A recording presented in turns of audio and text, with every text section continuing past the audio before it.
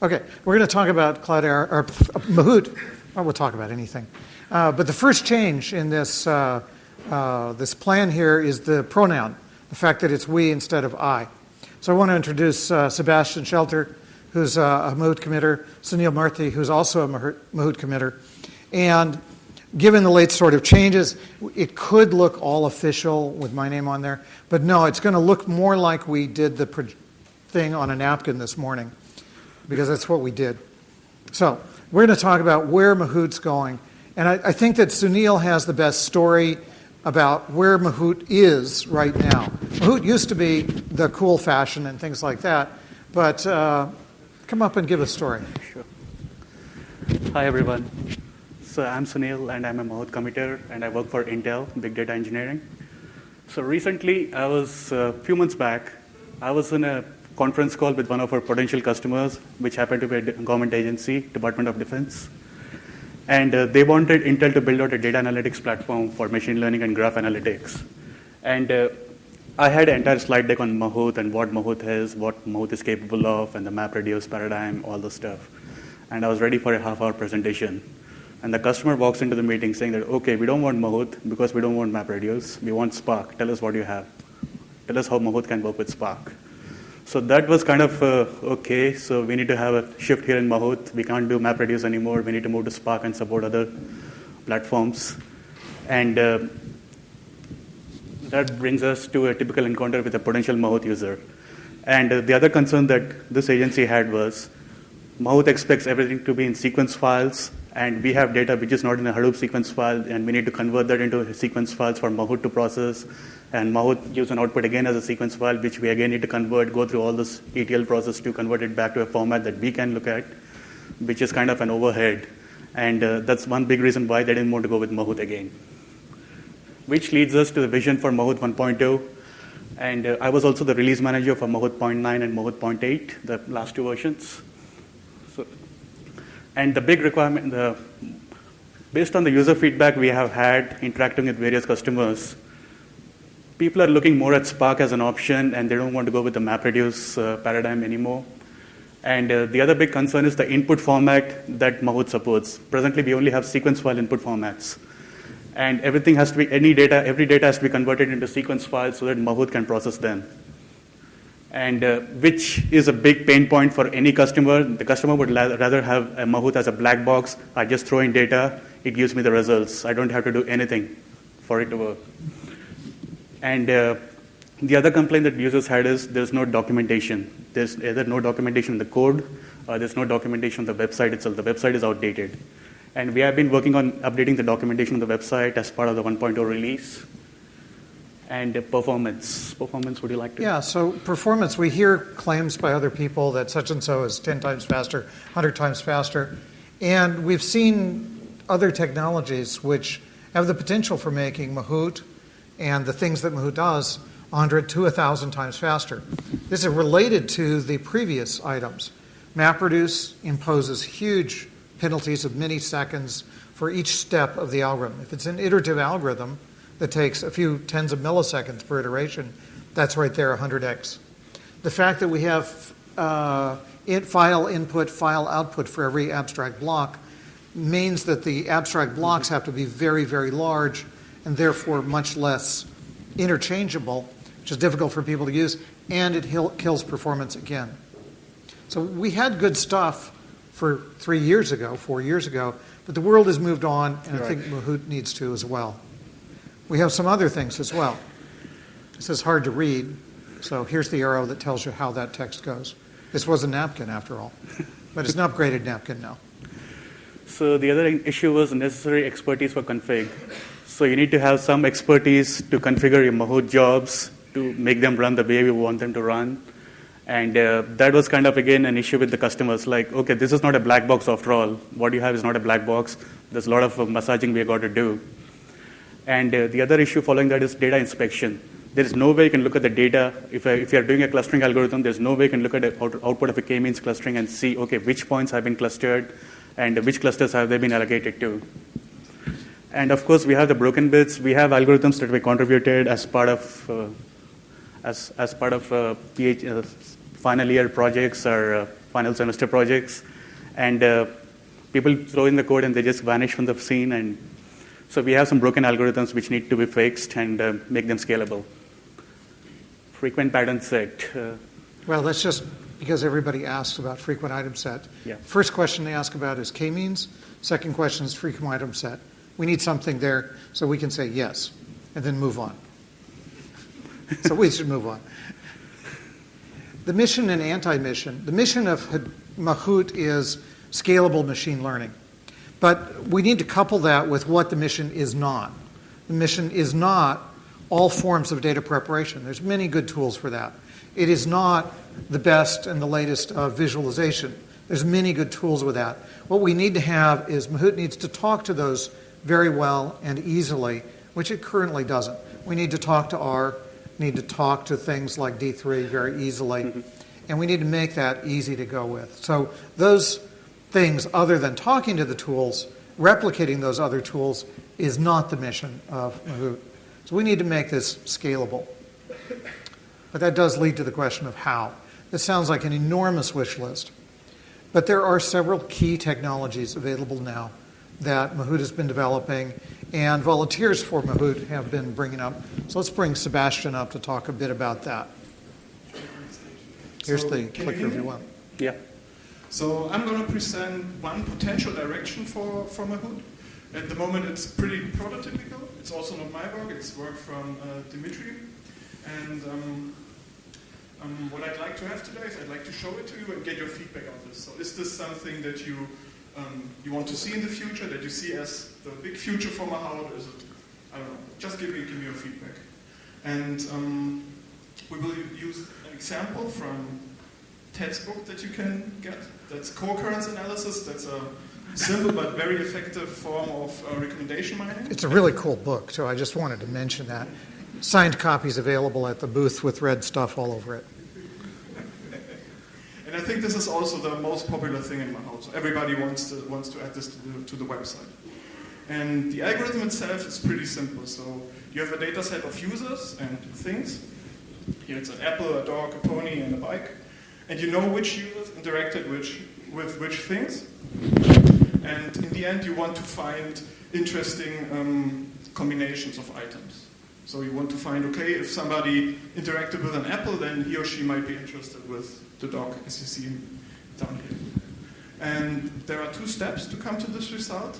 The first thing is that you create the so-called co-occurrence matrix. So that's a matrix from items to items, and this basically shows how many users interacted with this pair of items. And then you select the statistically interesting stuff from that matrix, and you get this indicator matrix. And we have that in MapReduce with a lot of code. And can you go to the next slide? And one of the very bad things about machine learning on MapReduce is that you have to be two persons at once. You have to be a statistician or machine learner. You have to understand the algorithms, how they work, what you do. But on the other hand, you also have to be a kind of database expert, because you have to know how the distributed system works, how stuff is scheduled, how data is partitioned. And if you program a machine learning system, you only want to be the statistician guy. So ideally, you would want something like R, but it is, I'd say, rather impossible to parallelize general R programs. But what we give you now is a Scala API that looks a little bit like R. It gives you something that looks a little bit like Spark, and it provides all the operations that you know from the math library of Mahout, the in-core operations as we call them, and it also gives you distributed matrices and some operations on those that will be executed in parallel. And so here you see this first step. That's really a lot of complicated MapReduce code, but what you do here is you load this matrix A, and in order to get the co-occurrences, the mathematical thing that you have to do is you have to do a simple matrix multiplication. Compute A transpose A. And you write it as you would do it in R. And then what happens under the covers is the following. So can you go to the next slide? There is an optimizer, a very simple optimizer sitting underneath. And it will see that this matrix multiplication, which you would naively, you would transpose the thing, and then do a matrix multiplication between the first and the second matrix. But for example, here this is a special case where you can do a transpose self. It can be done very efficiently, and the optimizer will automatically rewrite this and choose from one of two physical implementations for this. So basically, what this gives you is something that you maybe know from databases. You want to program in a way that you say what you want, but the system should figure out how you do this. And this is, I think, a first step in this direction.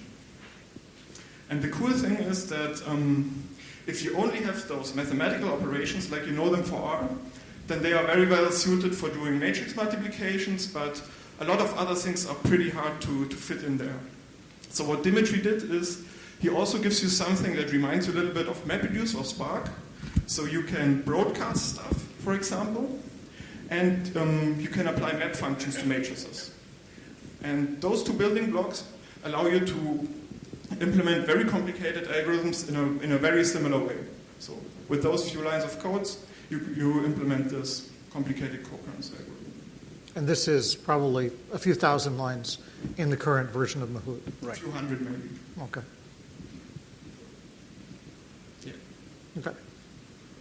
So the question is, how do we execute this now? And this leads us to the next slide. So in the current code base, we have a prototype of this Scala DSL, and this already runs on Apache Spark. So Sunil already mentioned Spark. So Spark is a new system that has a lot of attraction right now. And it's a fast and expressive cluster computing system. It gives you a general computation graph, so more than MapReduce, and you can build arbitrary data flow programs. It is optimized for data sets that fit into the aggregate main memory of the cluster. And in machine learning, after you extract the features from the raw data, this is true for a lot of data sets. And it has a rich API, and it also gives you an interactive shell. So at the moment, we are already able to run this DSL on Spark. And the cool thing is that we kind of hide that it's Spark underneath. So we have some primitives that look like this, but you don't directly program Spark. So what this gives you, or would give us for the future, if you would like to see this, is basically that this DSL becomes independent of the underlying system. So we see that there are a lot of other systems upcoming. For example, the Stratosphere system, which is very similar to Spark, which has been proposed to the Apache incubator last week. And this even does a few more things than Spark. So it automatically optimizes the data flow that you get. It's not constrained to in-memory processing. It goes intelligently out of core. And the vision for the Scala DSL would be you write the program in the Scala DSL. You have to know a little bit about how data is partitioned and distributed, but you can have this R-like feeling. And then you can execute it on the cluster computing system of your choice.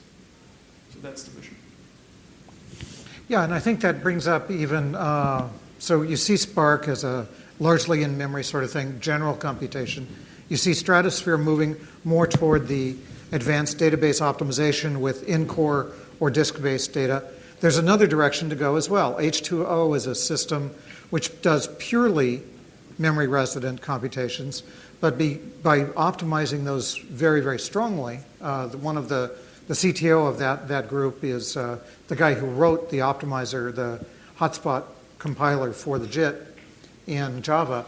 So they've gone for another direction to heavily optimize mathematical operations. And those people are committing right now, or not committing, but trying to produce a prototype of how that can go.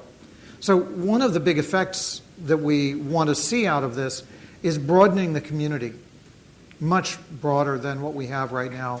We want to bring in alternative projects, Stratosphere, Spark, H2O.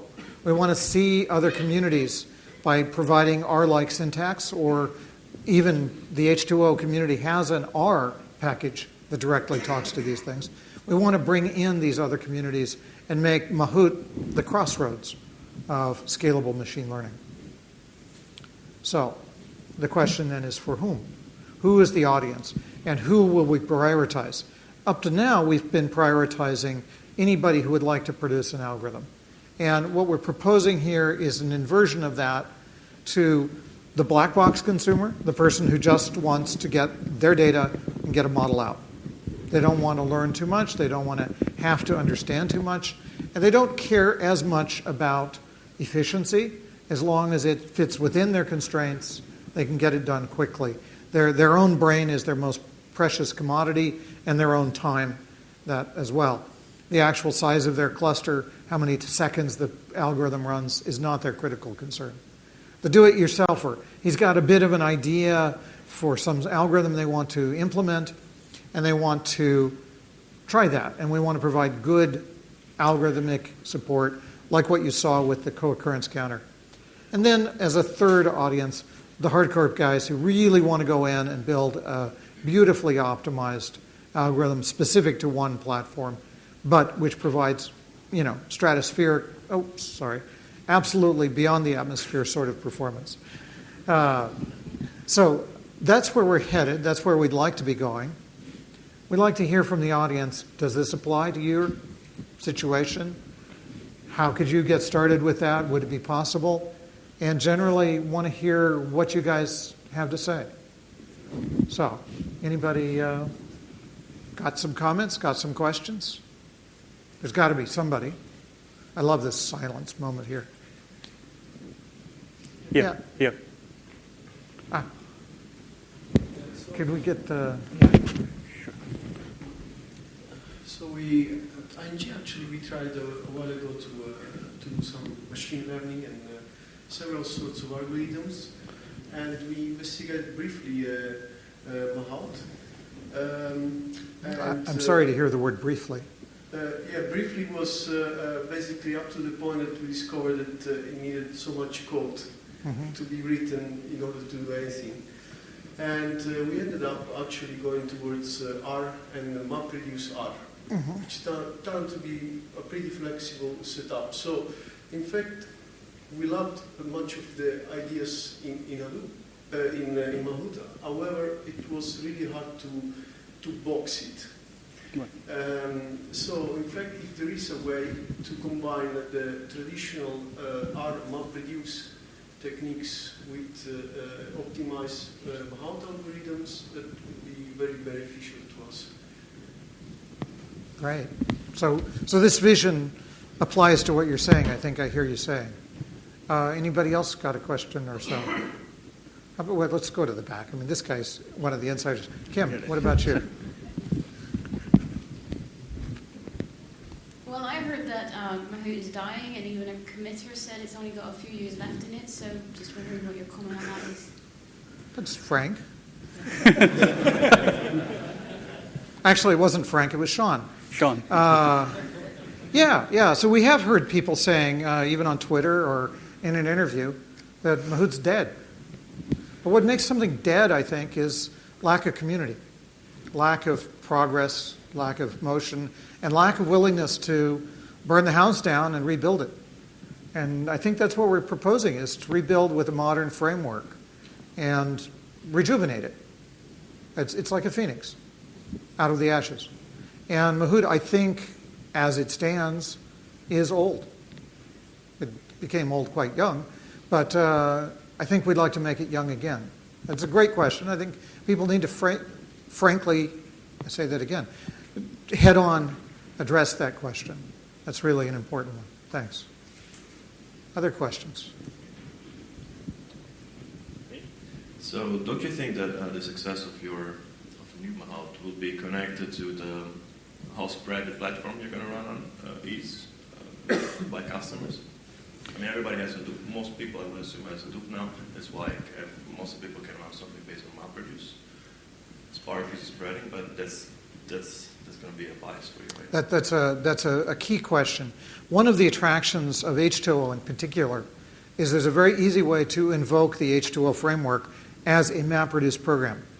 It's a fake in that it just runs mappers. Those are H2O runtimes. And so you don't have to install anything. You run it, bam, you have the large-scale in-memory computation. Spark takes a bit more configuration, but already 2 out of 3 major Hadoop vendors are supporting Spark. MapR, the guys with red hats, and the guys with the blue hats. Yeah, I think that Spark also runs on one clusters now in a similar way that Giraffe is doing. So the same fake. Yeah. And Stratosphere also runs on Yarn clusters. And so you can fake it. You don't have to do a big install.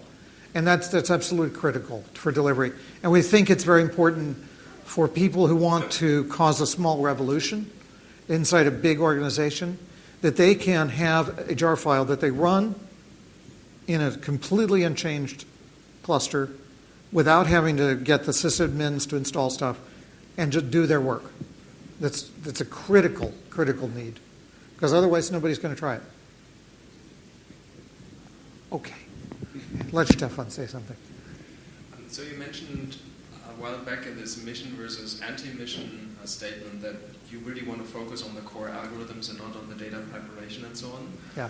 So what do you say to the people that actually say that, you know, the preparation and the feature selection is actually what's the hardest part of machine learning, and the other, applying the algorithm, is just the last step of a really long procedure. So yeah. Can the mission exist without the parts that you actually put into the anti-mission?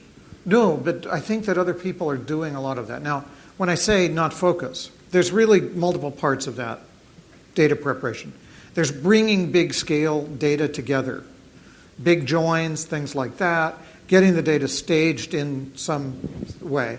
And then there's simple line-by-line sort of variable transformations, the sort you would do on an R data frame.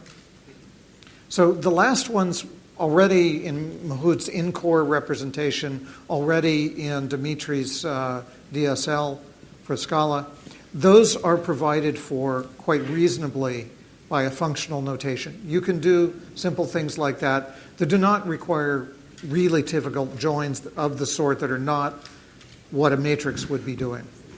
So level transformations on that level definitely should be in there. And those should be decoupled from the algorithms so that any transformation that we support can be applied to any algorithm that we support, not having those glued in. That's a key problem we have now. Everybody takes files in, so every block has its own parsing, and every other block has different parsing. So everybody has many different input formats. They should be uniform in-memory inputs with some small things. But things like Stratosphere or Spark are going to do such a better job of general joins. We shouldn't repeat that, I think. No, I agree. I was more thinking about things like, you know, before you want to run a k-mean, you probably want to normalize all dimensions. Yeah, but that's super quick, element by element type operations. Those are easily done in here. And Sebastian didn't show the downsampling, for instance, that's commonly done in the co-occurrence, but that would also be easily done in this sort of framework. How about somebody from this side? I mean, you guys are just slackers. No questions at all. All these questions from that side. Oh, there we go. Well done, man. Here comes a microphone so that you can be heard.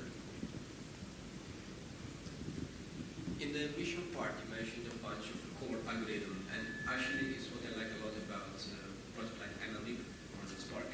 And it's pretty much clear what does what and what the project is about. Like MLlib is a library for machine learning. I can also buy software to do machine learning stuff. Clear. With Mahout, which disclosure I used in production, at least some bits of it. It's a bit unclear sometimes what the system does. I mean, is it No a shit. recommendation engine? Is it something that derives from a taste? Or is it a modular kind of toolkit? What kind of algorithms they use for clustering? Which piece of work and which not?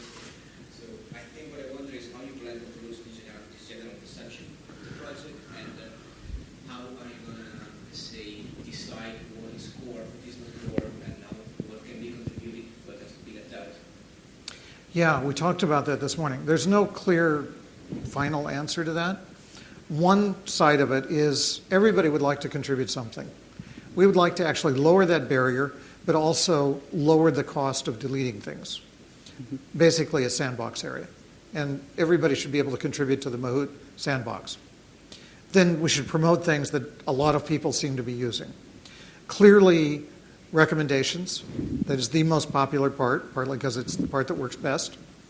And that involves certainly co-occurrence-based things and certainly matrix decompositions, ALS-type algorithms. Those two are in there. But like we've already removed slope 1. There's a gazillion horrible algorithms for recommendations that were originally in Mahout because we wanted to do one of everything. We should be bold and remove most of those. Clearly k-means and a few other clustering-like things. Clearly classifiers of various sorts. Random forest, logistic regression are the two that come up most. But some partners, like Hex Data, wants to contribute their deep learning algorithm, which is a high-performance, state-of-the-art deep learning. Not just random forest, but Boltzmann machines or, other things. Major classifiers may well be a good thing for us to have. I don't think anybody's talked about density estimation going off into the ozone, but if we become the crossroads, a lot of researchers will want to contribute that, or at least make it easy to interoperate and some sort of CRAN-like archive of contributed algorithms becomes indicated then. I'd also like to add something to this. So we've already seen this, and in the last release we've already started to do this. I think we deleted like 17,000 lines of code, so we didn't even only remove the slow one recommender, we removed, I think, 4 other recommenders and 3 clustering algorithms, so we really try to clean up the stuff that is not maintained. And it's really a problem because everybody wants to be the guy, I implemented X in Mahout, but nobody wants to be the guy who maintains X in Mahout if something is broken. And I think that the CRAN or the Perl archive model is quite useful there, where other people can produce things that plug into Mahout quite reasonably, but they don't have to be in the core.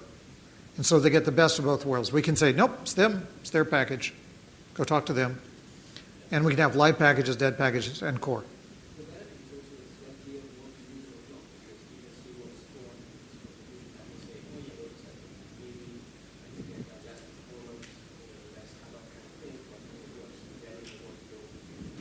So for all those who couldn't hear him, what he's saying there is it's very important for people to be able to see what is core, see what is not, know where to go, know what to look for. That's absolutely true. Yeah, and I wanted to add that we also removed the HTTP server thing for the recommender, because there is a company in the Silicon Valley called Prediction.io, and actually they are building a very nice to use web server that handles all the visualization and API for you. And I think this is a good direction, like boiling it down to really an API, a library of machine learning algorithms, and leaving the other stuff to people who know how to do this better. Anybody else? Yeah. So I went to the Big R talk yesterday by IBM, and I found it quite interesting. And I know someone mentioned that R and big data is not really compatible or can't make it work. And I'm wondering what you think of that. And it seems to me there's a big pent-up demand for an open source version of big R, which data scientists can use. So the R question is a big one. The R community is quite vital and has a lot of good researchers. Quite quietly, one exciting thing is that John Chambers, the author of R, has been working a couple days a week in the Hex Data offices to try to improve the R interface there. And hopefully Mahout could inherit some of that. It's plausible to imagine that the Scala DSL would be a model for an R DSL on top of that as well. This is not something we have in mind right now.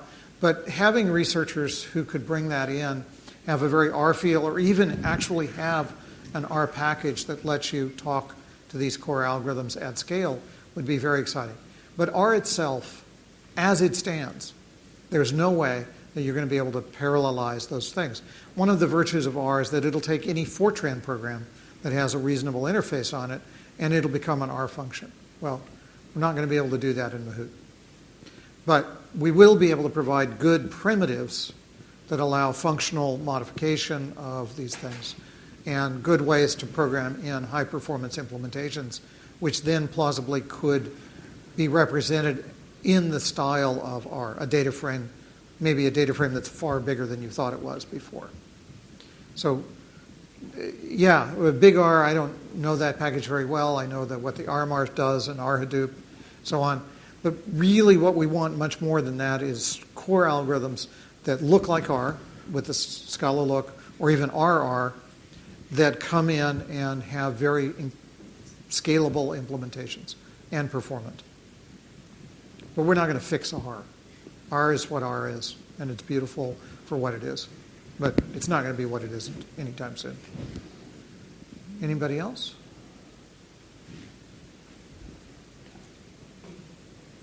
So I wonder how the Spark community is embracing this.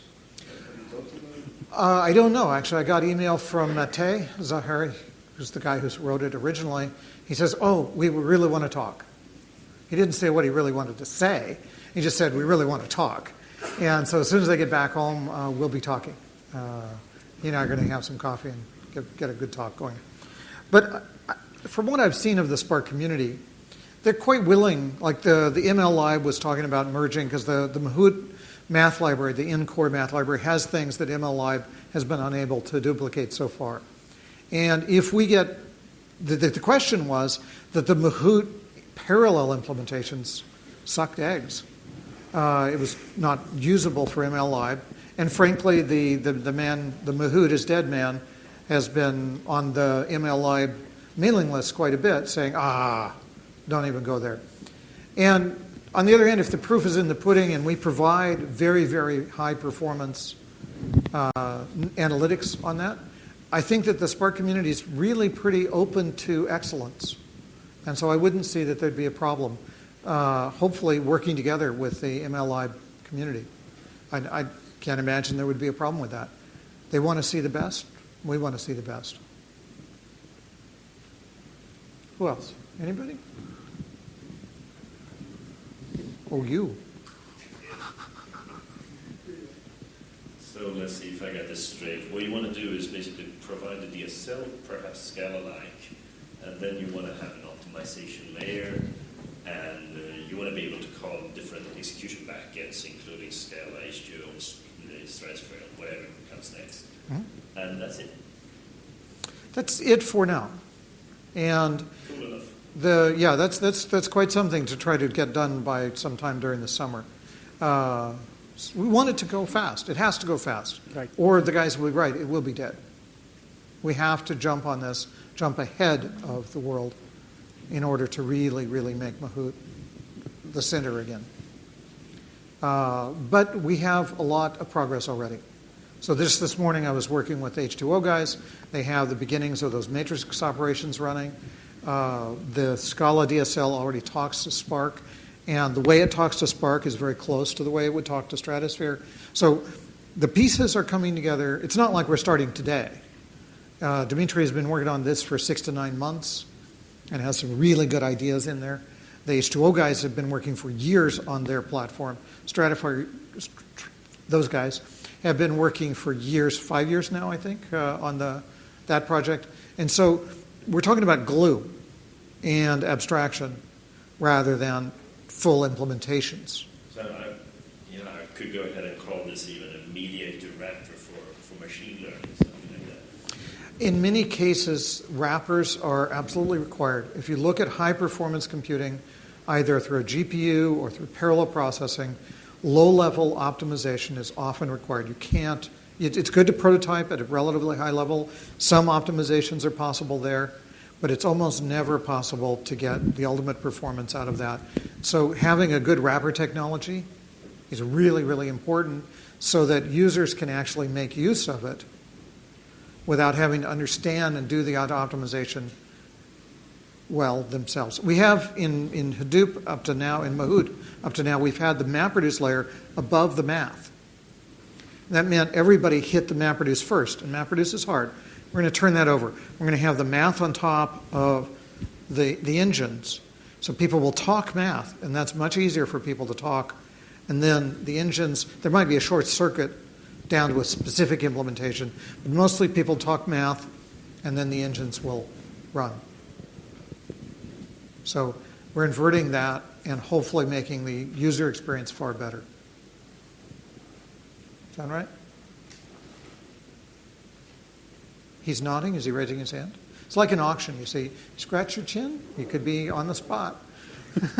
Suddenly everybody has to scratch their chin. Anybody else?